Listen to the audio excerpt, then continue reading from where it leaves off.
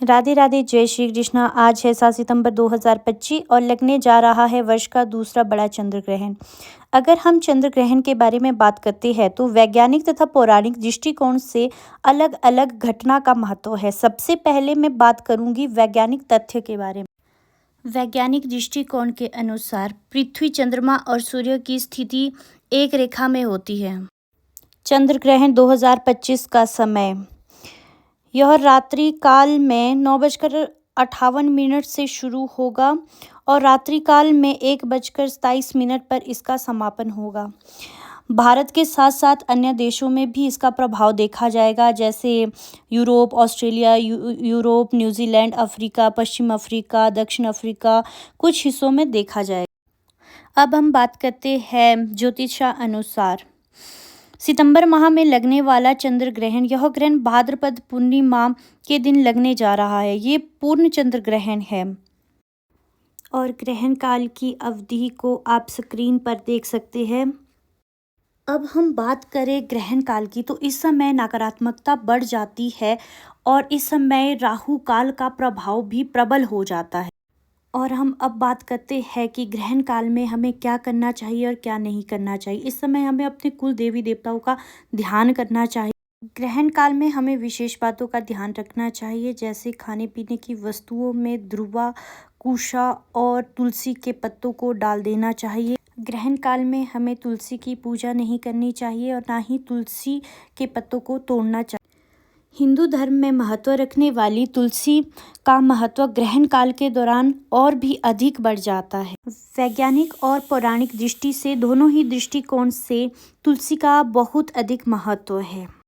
वैज्ञानिक दृष्टिकोण से तुलसी में पारा और कुछ ऐसे ऑक्सीनिक गुण होते हैं जो वातावरण में नकारात्मक किरणों से चीज़ों को दूषित नहीं होने देते। हमें ग्रहण काल से पहले ही तुलसी के पत्तों को तोड़ देना चाहिए और ग्रहण काल में हमें तुलसी माता को स्पर्श नहीं करना चाहिए। ग्रहण काल आरंभ होने से पहले तुलसी माता को ढक दें और उसके बाद जब ग्रहण काल समाप्त हो जाए उस समय तुलसी माता का पूजन करने के पश्चात ही भोजन को ग्रहण करें।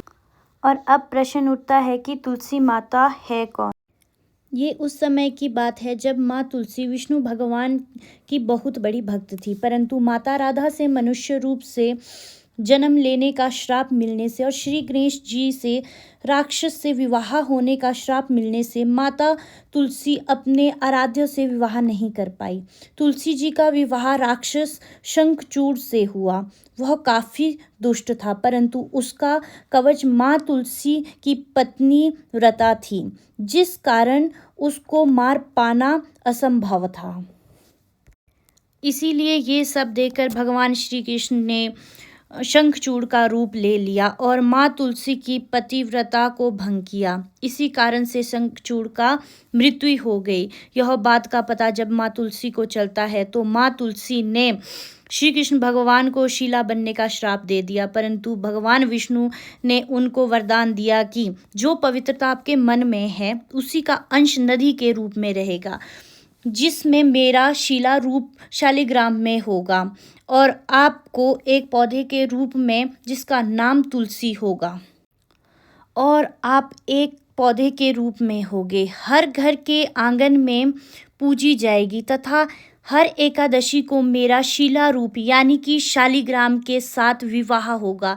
तुलसी माता ने अपना श्राप उसी समय वापस ले लिया। अपने पत्नी धर्म को पूरा करते हुए उन्होंने शंखचूड़ के सर को अपनी गोद में लेकर सती हो गई।